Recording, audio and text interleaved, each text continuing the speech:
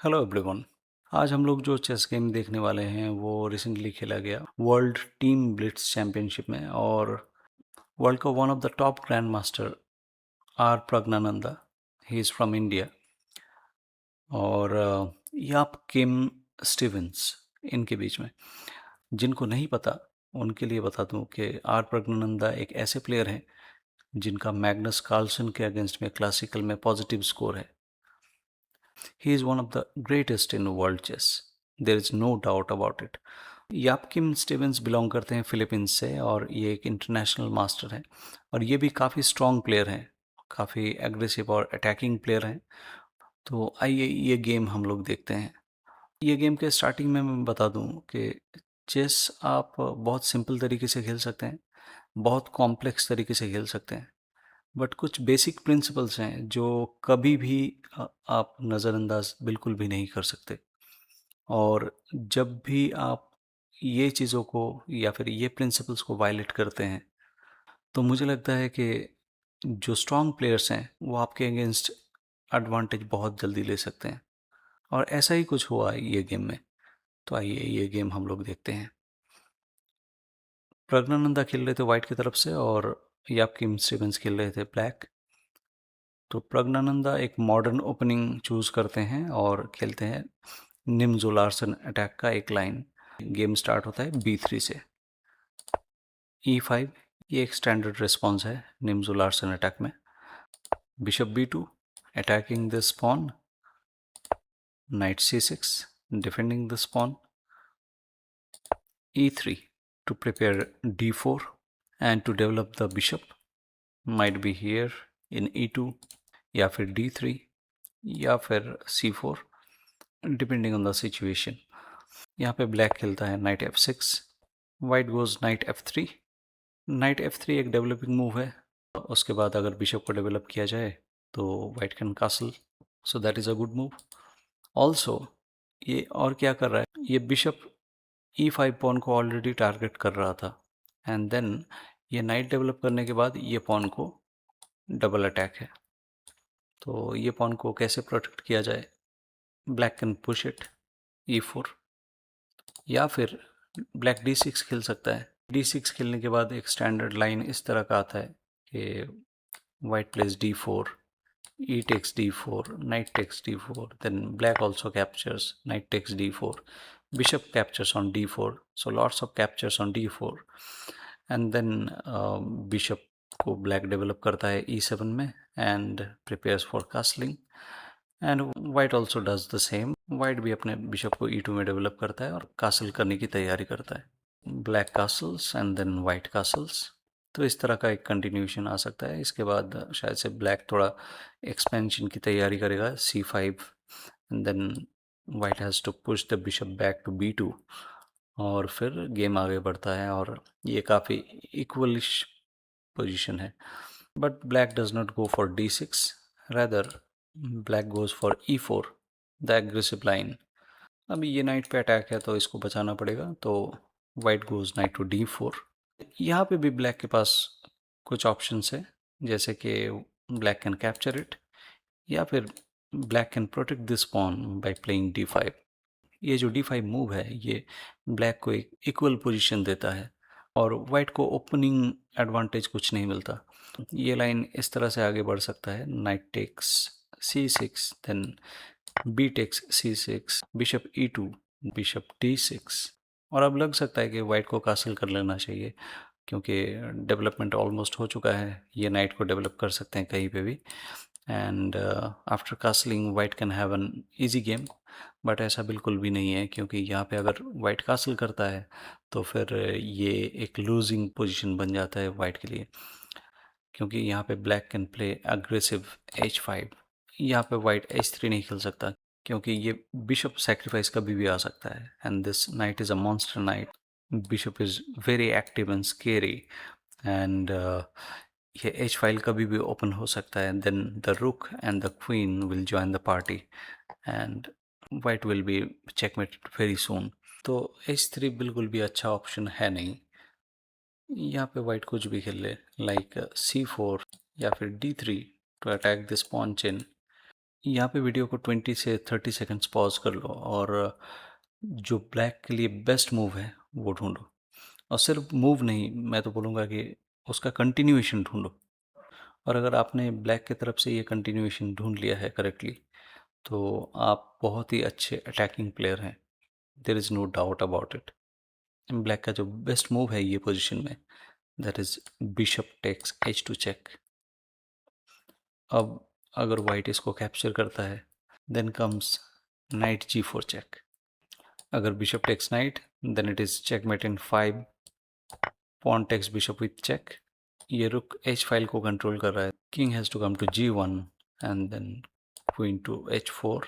यहाँ पे कहीं पे भी कुछ भी खेल लो, अगले 3 मूव में ये चेकमेट है। अगर यहाँ पे वाइट सोचता है कि f3 खेलने से king can escape this way या फिर यहाँ से, then it is a wrong assumption, क्योंकि ये बहुत ही स्टैंडर्ड चेकमेटिंग पैटर्न है। यहाँ पे पॉन को पुश किया जाता है, यहाँ पे अब कोई भी एस्केप रूट है नहीं। यहाँ पे रुक को अगर e1 पे भी लेके जाओ, then also it is a checkmate. अगर ये सोच रहे हो कि ये नाइट को कैप्चर अगर ना किया जाए तो क्या होता है, तो अगर ये नाइट को नहीं कैप्चर करते हो तो ये किंग तो ऑलरेडी चेक पे है। तो किंग या तो यहाँ पे जाएगा, या फिर यहाँ पे जाएगा, या फिर यहाँ, या फिर यहाँ। ये सारे स्क्वायर्स किंग के लिए बिल्कुल भी सेफ़ नहीं है। वाई? क्योंकि किंग अगर यहाँ पे जाता है तो ये पॉन को पुश किया जाएगा h4 में, और that comes with a check. और अब किंग यहाँ पे नहीं आ सकता। अगर किंग f4 में आता है तो then it is next move mate. और अगर किंग h3 पे आया, then the knight comes with check. और ये डिस्कवर्ड चेक है, तो नाइट को भी कैप्चर करके कुछ फ़ायदा नहीं है, किंग को ही हटाना पड़ेगा। And then the next move the queen is gone. अगर बिशप को कैप्चर ना करके किंग को h1 में मूव भी किया जाए तो भी ये बहुत अच्छा बिल्कुल भी नहीं है, क्योंकि knight comes to g4 anyways. और नाइट अगर g4 में आ गया तो फिर मेट इज़ वेरी नियर। क्यों? क्योंकि अब भी आप ये नाइट को कैप्चर नहीं कर सकते, ये किंग इज़ लॉक्ड, क्योंकि ये बिशप तो ऑलरेडी प्रोटेक्टेड है विद द नाइट। और ये किंग का एस्केप स्क्वायर बिल्कुल भी नहीं है। और नेक्स्ट क्वीन यहाँ पे आ रहा है, और ये बिशप कहीं पे भी जाके क्वीन के थ्रू चेक डिलीवर करेगा, और ये मेट बहुत ही जल्दी आ रहा है। तो ये जस्ट हम लोगों ने एक्सप्लोर किया कि आप कहीं पे भी गलत जा सकते हो एज वाइट, बट जो एक्चुअल गेम है वहाँ पे d5 नहीं खेला गया। वहाँ पे black captured knight on d4, then white captured it back with the bishop. अब यहाँ पे ब्लैक सोच रहा है कि बिशप को e7 में डेवलप करने के बाद कासल करके एक अच्छा गेम मुझे मिल जाएगा। बट प्रज्ञानंदा यहाँ पे बहुत जल्दी आइडेंटिफाई ये कर लेते हैं कि ये पॉन जो है ये वीक पॉन बन सकता है, और later I can take advantage of it. तो वो तुरंत c4 खेलते हैं। c4 खेलने का मतलब ये है कि आप अगर ये पॉन को आगे भी करोगे तो भी ये पॉन से आप इस पॉन को सपोर्ट नहीं दे पाओगे। क्यों? क्योंकि ये पॉन को तो कैप्चर मैं वैसे भी कर लूँगा। तो ये पॉन हमेशा ही एक आइसोलेटेड पॉन रहने वाला है, क्योंकि ये नाइट अगर इस पॉन को प्रोटेक्ट करेगा तो ये नाइट भी इमोबिलाइज्ड है, तो ये नाइट का फुल यूटिलाइजेशन नहीं हो पाएगा। और ये नाइट अगर हटता भी है तो ये bishop will be very strong in this diagonal.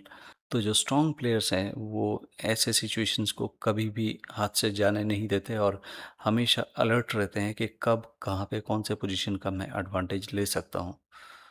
But यापकिन Stevens देखते हैं कि हाँ ओके, दैट इज़ फाइन कि मैं ये पॉन को इस पॉन से प्रोटेक्ट नहीं कर सकता हूँ, but he still goes for d5। क्यों? क्योंकि ये बिशप को डेवलप भी करना है, और वो सोच रहे हैं कि अगर ये पॉन से इसको कैप्चर किया जाएगा तो फिर I can capture with the queen, और क्वीन भी मेरा डेवलप हो रहा है। और गेम में भी ऐसा ही होता है कि पॉन टेक्स ऑन d5 और क्वीन टेक्स ऑन d5। अब ये लग सकता है कि मेरा क्वीन डेवलप हो गया, बट एट व्हाट कॉस्ट? क्योंकि ये जो नाइट है, अब ये नाइट डेवलप होगा with a tempo on queen, क्योंकि ये माइनर पीस है, और माइनर पीस अगर डेवलप किया जाता है with tempo on a bigger piece, आपको ये पीस को सेव करना ही है और आपको रिस्पॉन्ड करना पड़ेगा। और मुझे लगता है कि ये क्वीन अगर g5 में आता है तो फिर it will be difficult for white to castle. Bishop को अगर डेवलप करने जाएगा वाइट तो this pawn will be captured.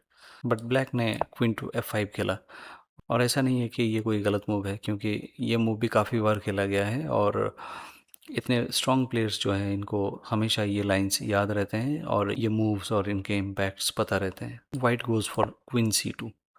क्यों? क्योंकि ये पॉन एक आइसोलेटेड पॉन है जिसको एक नाइट और क्वीन डिफेंड कर रहा है। ये मोमेंट पे कोई दूसरा पॉन आके इसको डिफेंड नहीं कर सकता।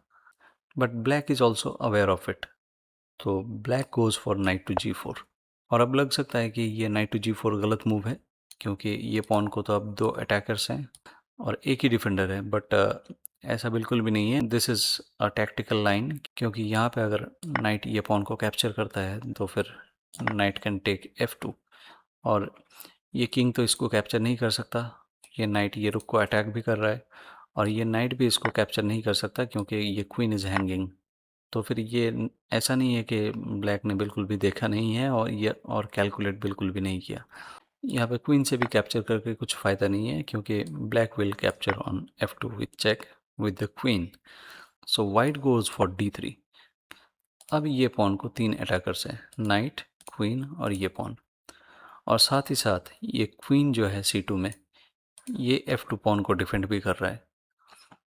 तो यहाँ पे ये समझने वाली बात है कि जो स्ट्रॉन्ग प्लेयर्स है वो हमेशा रिसोर्सेज ढूंढते हैं और जितने भी पीसेस हैं उसका मैक्सिमम यूटिलाइजेशन करते हैं, जिसकी वजह से ये गेम्स इतने स्ट्रॉन्ग होते हैं और इनको हराना इतना ही मुश्किल।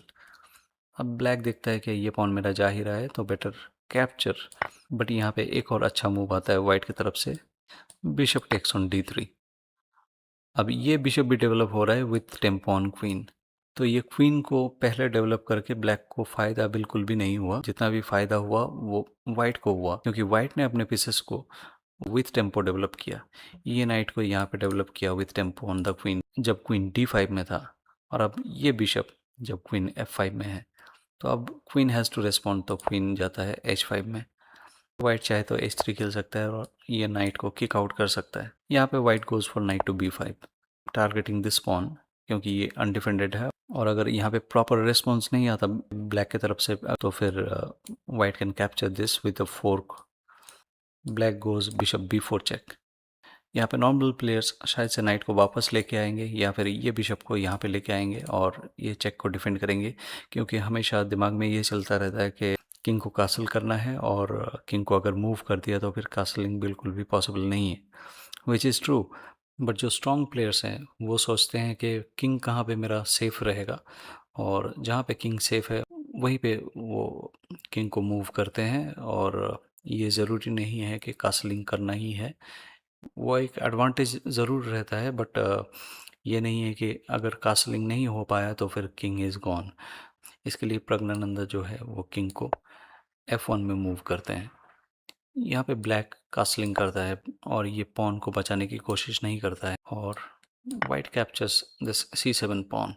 C7 पॉन को कैप्चर करने का मतलब ये है कि ये रुक भी जा रहा है, क्योंकि ये रुक को बचा नहीं सकते। अगर रुक को यहाँ पे मूव करोगे तो फिर bishop will capture this A7 pawn and attack this rook, so rook is gone anyways. इस सिचुएशन में ब्लैक खेलता है नाइट टू H2 चेक, और ये एक गलत मूव है। और क्यों ये गलत मूव है ये आपको अभी पता चल जाएगा। यहाँ पे वाइट खेलता है किंग G1। अब ये किंग G1 क्या कर रहा है, ये नाइट को डबल अटैक कर रहा है और ये नाइट मूव नहीं कर सकता, फिर ये क्वीन चला जाएगा।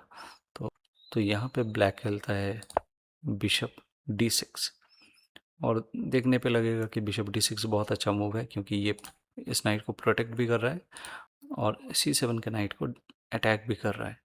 यहाँ पे प्रज्ञानंदा खेलते हैं F4, completely cutting the influence of this bishop।